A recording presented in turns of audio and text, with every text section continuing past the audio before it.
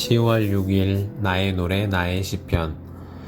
오늘은 시편 121편 1절과 2절 말씀을 중심으로 나의 도움은 여호와에게서로다 라는 제목의 묵상을 나누기를 원합니다. 성경을 함께 읽겠습니다. 내가 산을 향하여 눈을 들리라. 나의 도움이 어디서 올까? 나의 도움은 천지를 지으신 여호와에게서로다. 아멘. 시편 121편은 많은 사람들이 사랑하는 시편입니다. 찬송으로도 참 자주 불러왔던 시이기도 합니다. 어렸을 적에 이 시편을 노래할 때마다 들었던 생각은 이 시를 기록한 사람의 상황은 도대체 어떤 상황이었을까 하는 점이었습니다. 아마도 그는 인생의 큰 시련을 만났을 것이라 생각했습니다. 다윗처럼 누군가에게 쫓겨다니는 신세일 수도 있겠다고 생각했습니다. 아니면 너무 힘들어서 하늘만 그저 바라보고 한숨밖에 나오지 않는 실패자는 아닐까 생각도 해보았습니다. 그런데 시편에는 표제어라는 게 있다는 것을 알게 되고 121편 1절 바로 위에 있는 작은 글씨를 읽게 되었습니다. 그곳에는 성전에 올라가는 노래라고 적혀 있었는데요. 그러니까 121편은 이스라엘 백성들이 예루살렘 성전에 올라가면서 부르던 노래였습니다. 우리는 분위기와 상황에 맞는 노래를 부르고 싶어 하죠. 여름에는 신나는 노래를 부르고 싶어 합니다. 기분이 안 좋을 때에는 조용하고 슬픈 찬양을 부르고 싶어 합니다. 그것처럼 이스라엘 백성들은 예루살렘 성전을 바라보며 성전에 올라갈 때마다 이 찬양을 불렀던 것이죠. 물론 우리가 요즘 부르는 121편의 찬송가와는 다른 스타일의 노래였겠지만요. 그런데 이 사람들은 왜 성전에 올라가는 걸까요? 바로 성전 제사에 참여하기 위해서입니다. 예배드리기 위해 하나님을 만나기 위해 올라가는 길이었습니다. 지난주 한국은 추석이었는데요. 추석 명절이 되면 물론 올해는 코로나 때문에 명절인데도 고향에 가지 않는 것을 권했는데요. 한국은 명절이 되면 자신이 살던 곳을 떠나 각자의 고향으로 향합니다. 그러다 보니 메트로폴리스인 서울은 추석 연휴 기간 동안 한산한 모습을 띠게 되었습니다. 하지만 이스라엘은 반대였습니다. 이스라엘의 주요 절기가 되면 예루살렘에서 각자의 도시로 떠나는 것이 아니라 모두가 예루살렘으로 모이게 됩니다. 예루살렘 성은 사실 큰 성이 아닙니다. 고작 10만 명을 겨우 수용할 만한 작은 도시였습니다. 물론 이스라엘 안에서는 큰 성이었겠지만요. 예수님이 십자가에 달리시던 해 6월절에는 역사가 요세푸스에 따르면 270만 명이 그 도시에 모였다고 말합니다. 물론 이 숫자가 얼마나 신빙성이 있는지는 알 수 없지만요. 어쨌든 그야말로 예루살렘은 북새통이었습니다. 모든 여관과 숙소마다 사람들이 바글바글 했습니다.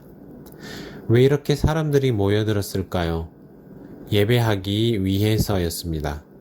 그렇게 수많은 사람들이 예루살렘 성전을 향해 올라가면서 곳곳에서 이 시편 121편을 노래하는 모습을 상상해 보십시오.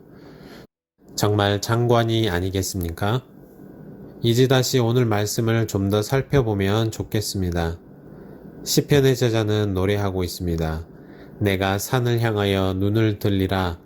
나의 도움이 어디서 올까? 나의 도움은 천지를 지으신 여호와에게서로다. 분명 이 시를 지은 사람은 도움이 필요한 사람이었습니다.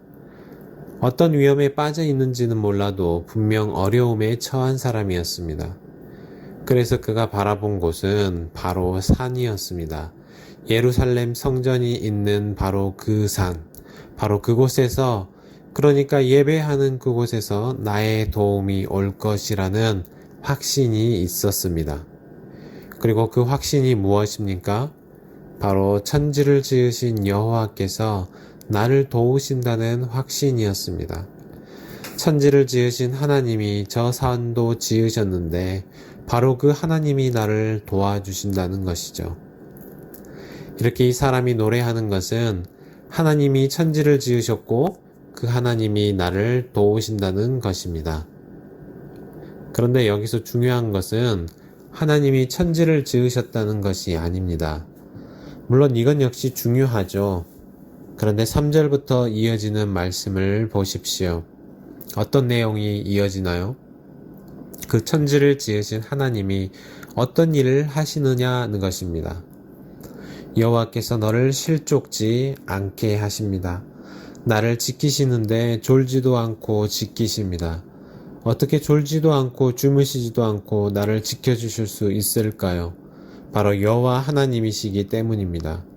그 하나님이 내 우편에서 저 뜨거운 이스라엘의 태양 먼지가 가득한 여리고에서 예루살렘으로 올라가는 성전 순례객들을 힘들게 하지 못하도록 그늘이 되어 주십니다.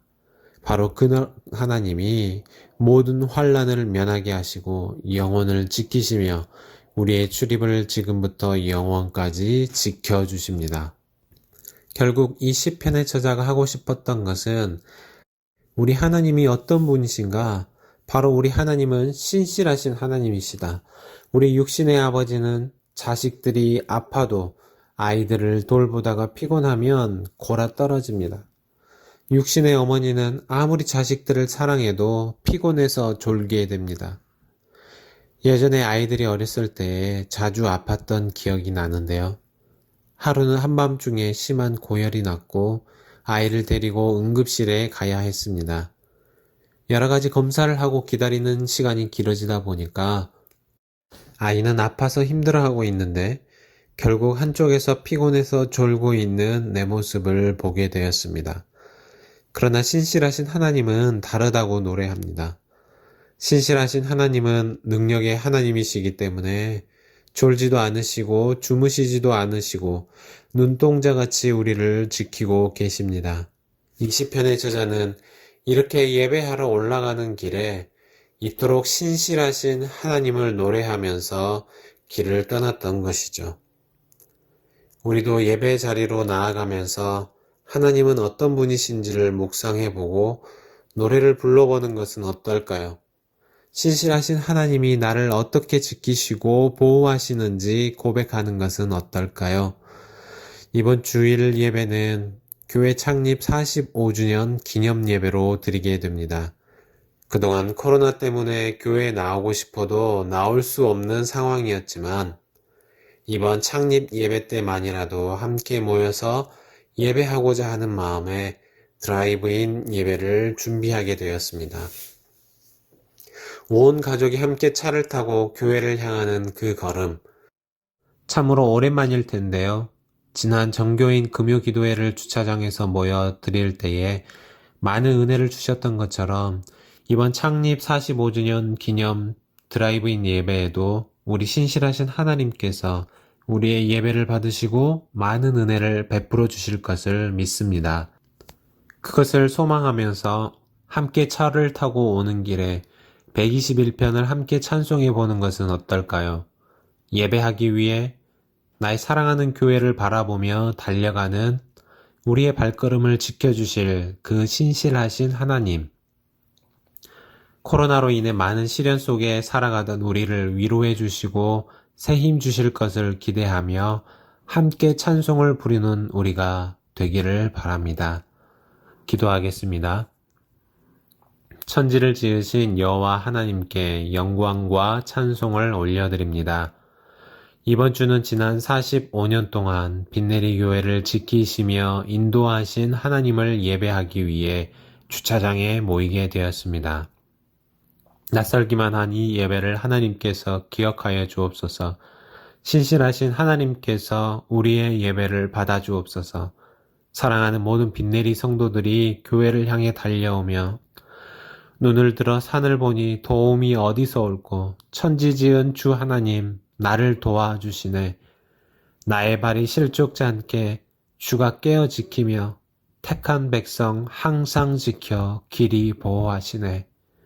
찬송하는 주의 자녀들을 더욱 위로하여 주옵소서. 이 모든 말씀 우리 주 예수님 이름으로 기도합니다. 아멘.